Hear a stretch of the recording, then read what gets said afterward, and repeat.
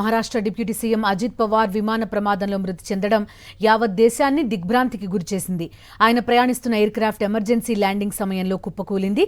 దీనికి సంబంధించిన CC footage బయటకొచ్చింది. ఉదయం 8:46 సమయంలో చార్టెడ్ ఫ్లైట్ కూలిపోవడం, వెంటనే మంటలు ఎగసిపడుతున్న దృశ్యాలు ఇందులో స్పష్టంగా కనిపిస్తున్నాయి.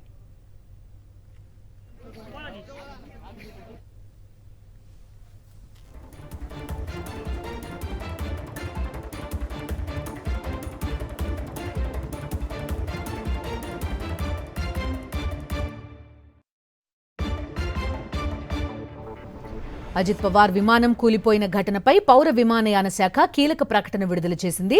బారామతి ఏటీసీ క్లియరెన్స్ ఇచ్చిన తర్వాతే ఎయిర్ క్రాఫ్ట్ ల్యాండింగ్ కి పైలట్ ప్రయత్నించారని పేర్కొంది. రన్వే నంబర్ 11 పై దిగేందుకు అనుమతి ఇచ్చినట్టు తెలిపింది. పైలట్ నుంచి అసలు మేడే కాల్ రాలేదని పేర్కొంది.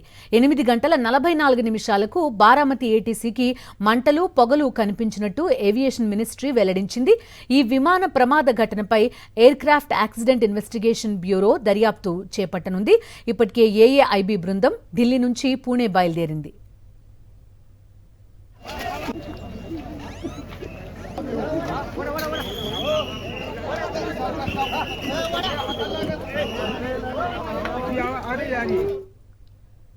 పూర్తి డీటెయిల్స్ అందిస్తారు మా కరెస్పాండెంట్ వెంకటేష్.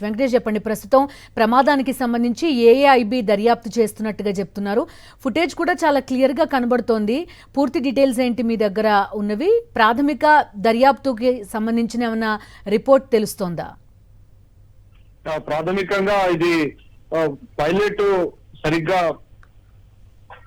రన్వేను అంచనా వేయలేదనే సమాచారం వస్తుంది. ప్రధానంగా అక్కడ ఉన్నటువంటి వాతావరణ పరిస్థితులు ఎర్లీ మార్నింగ్ 8:40 నుంచి 8:45 మధ్యలో ఈ ప్రమాదం జరిగింది. సో ఆ సమయంలో కంప్లీట్ గా భారీ ఎత్తున పొగమంచు కూడా ఉందని అక్కడ ఉన్నటువంటి వాతావరణాన్ని బట్టి అంచనా వేస్తున్నారు. సో ఆ నేపథ్యంలో వాతావరణం అలాగే విమానంలో ఉన్నటువంటి కొంత సాంకేతిక పరమైనటువంటి లోపాలు కూడా ఈ ప్రమాదానికి కారణమై ఉండొచ్చినటువంటి అంచనాలు వస్తున్నాయి. సో అన్ని విషయాలన్నీ కూడా దర్యాప్తులోనే బయటికి వెలుగులోకి చూసే అవకాశం కనబడుతుంది.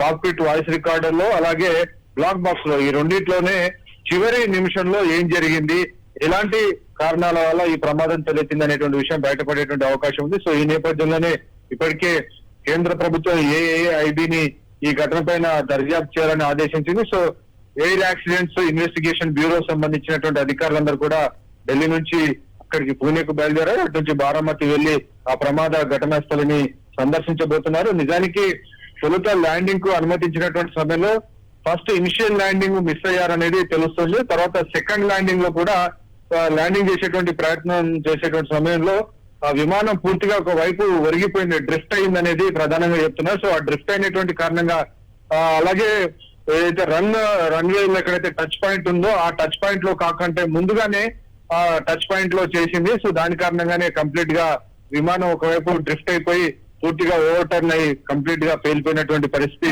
పైలట్ మేడే కాల్ కూడా ఇవ్వలేదనేది చెప్తున్నారు. అంటే తను క్లియర్ గా ల్యాండ్ చేయగలను అనే ఒక అభిప్రాయంతోనే ఉన్నట్టుగా కనిపించింది. ఖచ్చితంగా మేడే కాల్ కూడా రాలేదని చెప్తున్నారు. సో ఆ నేపథ్యంలో డెఫినెట్ గా ఆ రన్వేను అప్రోచ్ అవుతున్నటువంటి సమయంలో ఇది జెట్ విమానం, తేలికపాటి విమానం, అక్కడ ఉన్నటువంటి వాతావరణ వెదర్ కండిషన్స్ కూడా అది సరిగ్గా ల్యాండ్ అవుతుందా లేదా అనేటువంటిది ఆధారపడింది. సో ఆ వెదర్ కండిషన్ ఆ సమయంలో కంప్లీట్ గా భారీ ఎత్తున పొగమంచు ఉంది. సో పొగమంచు కారణంగా విజిబిలిటీ ఉండదు.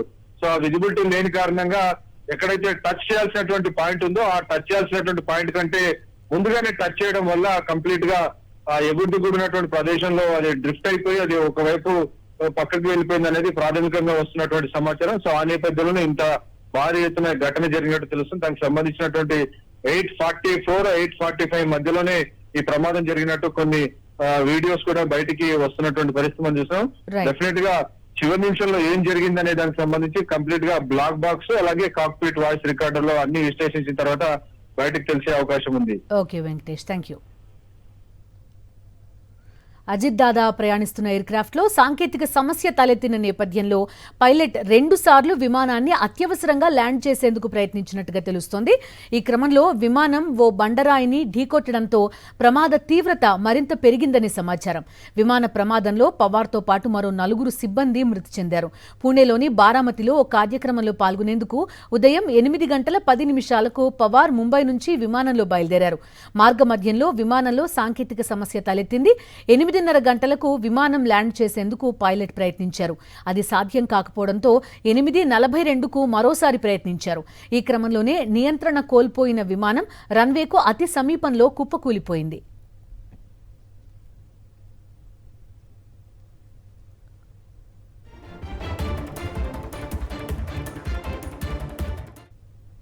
ప్రమాద సమయంలో పూణే బారామతి ప్రాంతాన్ని దట్టమైన పొగమంచు కమ్మేసింది.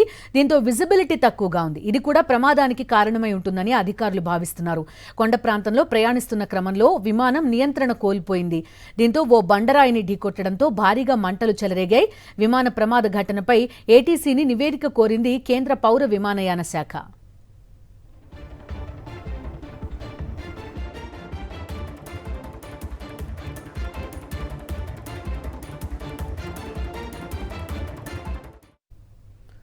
రన్వేకు 100 అడుగుల దూరంలో అజిత్ పవార్ ప్రయాణిస్తున్న ఎయిర్ క్రాఫ్ట్ కుప్పకూలిందని ప్రత్యక్ష సాక్షులు చెబుతున్నారు. విమానం ల్యాండ్ అవుతుండగా ప్రమాదానికి గురైందని తెలిపారు. ఫ్లైట్ నేలను తాకిన తర్వాత పలుమార్లు పేలుడు శబ్దాలు కూడా వినిపించాయని వెల్లడించారు.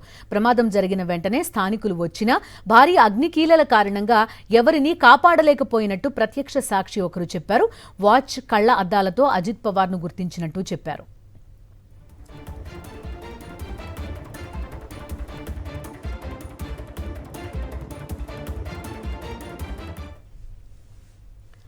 అజిత్ పవార్ మరణంపై సంచలన వ్యాఖ్యలు చేశారు బెంగాల్ ముఖ్యమంత్రి మమతా బెనర్జీ.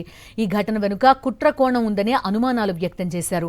విమాన ప్రమాద ఘటనపై సుప్రీంకోర్టు పర్యవేక్షణలో దర్యాప్తు చేయాలని డిమాండ్ చేశారు.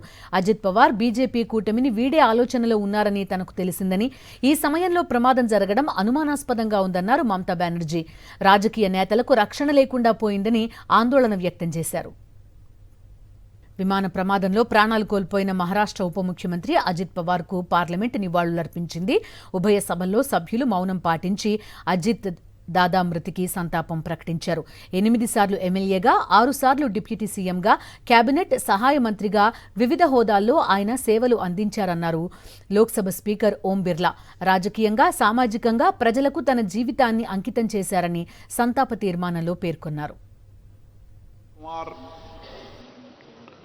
महाराष्ट्र के बारामती संसदीय क्षेत्र से 10वीं लोकसभा के सदस्य थे. श्री पवार 6 बार महाराष्ट्र के उप मुख्यमंत्री रहे. उन्होंने महाराष्ट्र सरकार में कैबिनेट तथा राज्य मंत्री के रूप में अपनी सेवाएं दी. वे 8 कार्यकाल के लिए महाराष्ट्र विधानसभा के सदस्य भी रहे. श्री अजित पवार जी अभी वर्तमान में महाराष्ट्र सरकार के उप मुख्यमंत्री थे. उन्होंने एक लंबे समय तक अपने सामाजिक और राजनीतिक जीवन में महाराष्ट्र और देश की सेवाएं की. उनका जीवन हमेशा जनता के लिए समर्पित रहा. ओम शांति.